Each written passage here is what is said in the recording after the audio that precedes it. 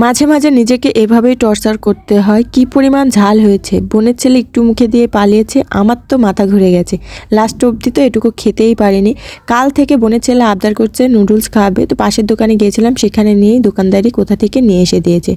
তো ও তো নুডলসে তেমন ঝাল কোনো কিছুই খায় না, শুধুমাত্র নুডলসের মশলা দিয়ে সিদ্ধ করে দিতে হয়। তো ওটা তুলে রাখার পরে আমি ওই নুডলসের মধ্যে ঝাল দিয়েছি। আপু বাড়িতে নেই, আপু যে গুঁড়ামরিচটা খায় ওর যে এত পরিমাণ ঝাল, হয়তো বা কারেন্ট মরিচ ছিল, আমি তো না জেনে ইচ্ছে মতো মরিচের গুঁড়া দিয়েছি।